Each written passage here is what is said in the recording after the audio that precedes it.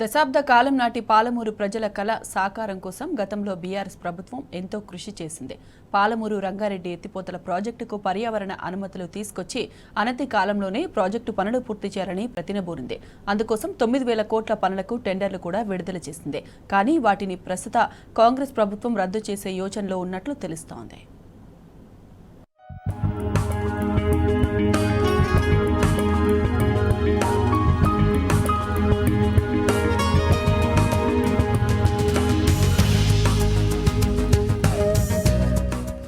పాలమూరు రంగారెడ్డి ఎత్తిపోతల ప్రాజెక్టులో భాగంగా కాల్వల నిర్మాణానికి గత ప్రభుత్వం ఖరారు చేసిన టెండర్లను రద్దు చేయాలని కాంగ్రెస్ ప్రభుత్వం నిర్ణయించినట్టు తెలిసింది. నీటిపారుదల శాఖ అధికారుల నుంచి ఇప్పటికే ఇందుకు సంబంధించిన వివరాలను ప్రభుత్వం సేకరించినట్టు సమాచారం. ఇవాళ ఆ శాఖ ఉన్నతాధికారులతో ముఖ్యమంత్రి రేవంత్ రెడ్డి సమీక్ష నిర్వహించనున్నారు. ఈ సమావేశంలోనే టెండర్ల రద్దు నిర్ణయం తీసుకున్నట్టు తెలిసింది. ఇతర ప్రాజెక్టుల పురోగతిని కూడా సమీక్షించి భవిష్యత్తు కార్యాచరణపై, ప్రభుత్వ లక్ష్యాలపై అధికారులకు దిశానిర్దేశం చేయనున్నట్టు సమాచారం.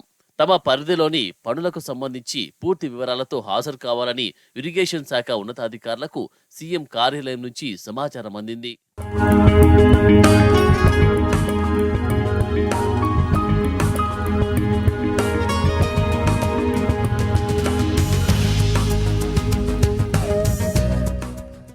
పాలమూరు రంగారెడ్డి ఎత్తిపోతల పథకంలో భాగంగా తాగు, సాగునీటిని అందించేందుకు ప్రధాన కాల్వల నిర్మాణ పనులను గత బీఆర్ఎస్ ప్రభుత్వం చేపట్టింది. పనులను 3 నెలల్లో పూర్తి చేయాలనే లక్ష్యంతో ప్రణాళికలు రూపొందించింది.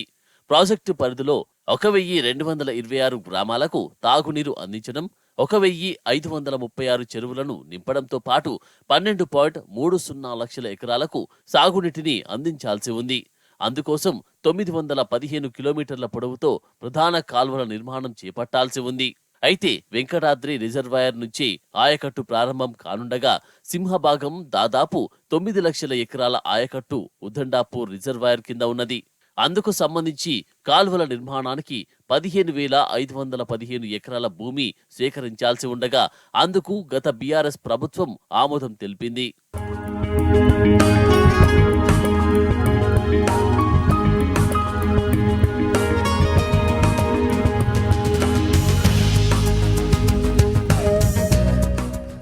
ఇప్పటికే పలు రిజర్వాయర్ల కింద కాల్వ పనులను చేపట్టేందుకు టెండర్లను ఆహ్వానించింది గతంలోని బీఆర్ఎస్ ప్రభుత్వం. వెంకటాద్రి రిజర్వాయర్ నుంచి ప్రధాన కాల్వల నిర్మాణాన్ని చేపట్టాలి. 16.74 టీఎంసీల నీటి సామర్థ్యంతో నిర్మించిన ఆ రిజర్వాయర్ నుంచి మొత్తం 149 కిలోమీటర్ల పొడవుతో హై లెవెల్ కెనాల్ను, 28.96 కిలోమీటర్ల పొడవుతో లో లెవెల్ కెనాల్ను నిర్మించాల్సి ఉంది. ఆ పనులను 3 ప్యాకేజీలుగా విభజించి 454.56 కోట్లతో చేపట్టాలని నిర్ణయించి టెండర్లను ఆహ్వానించింది. లో లెవెల్ కెనాల్ ద్వారా 16,000 ఎకరాలకు, హై లెవెల్ కెనాల్ ద్వారా 1.17 లక్షల ఎకరాలకు నీరు అందించాలని నిర్ణయించారు.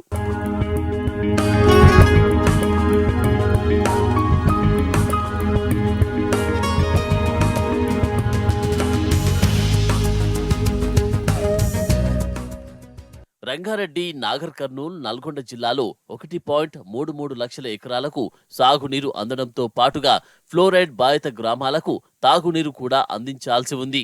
ఉద్దండపూర్ రిజర్వాయర్ నుంచి 4.6 కిలోమీటర్ల పొడవుతో కుడి కాల్వ 1, 100 కిలోమీటర్ల పొడవుతో కుడి కాల్వ 2, 122 కిలోమీటర్ల పొడవుతో ఎడమ ప్రధాన కాల్వ, 90 కిలోమీటర్ల పొడవుతో మద్దూర్ కాల్వ, 24 కిలోమీటర్ల పొడవుతో హన్వాడ కాల్వ నిర్మించాలని నిర్ణయించారు.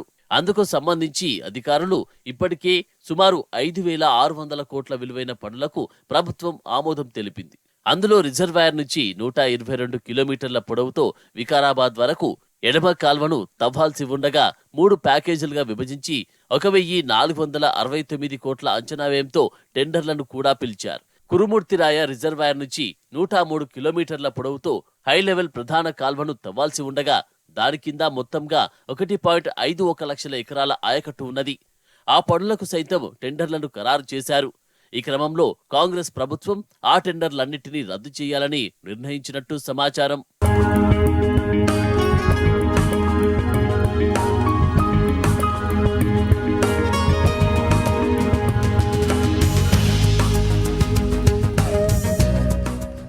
కాంగ్రెస్ ప్రభుత్వం భారీ ప్రాజెక్టుల నిర్మాణం కంటే చిన్న ప్రాజెక్టులు, మైనర్ ఇరిగేషన్, ఐడీసీ లిఫ్ట్లపైనే ఎక్కువ దృష్టి పెడుతున్నట్టు తెలుస్తున్నది. నీటిపారుదల శాఖ మంత్రి ఉత్తమ్ కుమార్ రెడ్డి ఇప్పటికే ఇదే విషయాన్ని అధికారులకు ప్రత్యేకంగా నొక్కి చెప్పారు. 6 నెలలు, సంవత్సరం, 2 నెలల్లో పూర్తి చేయగలిగే ప్రాజెక్టులు ఏవి? ప్రస్తుతం ఆయా ప్రాజెక్టుల పురోగతి, అందులో ఎదురవుతున్న సవాళ్లు ఏమిటి? కావలసిన నిధులు తదితర అంశాలపై పూర్తి స్థాయి నివేదికను తయారు చేయాలని ఆదేశించారు. ఇరిగేషన్ శాఖ అధికారులతో జరగనున్న సమావేశంలో ఆయా అంశాలపైన కూడా సమీక్షించనున్నట్టు విశ్వసనీయ సమాచారం. ప్రస్తుత సీజన్లో ప్రాజెక్టుల ద్వారా సాగునీటి విడుదల, ఆయకట్టు అంశాలపై కూడా సీఎం రేవంత్ సమీక్షించనున్నట్టు అధికారులు వెల్లడించారు.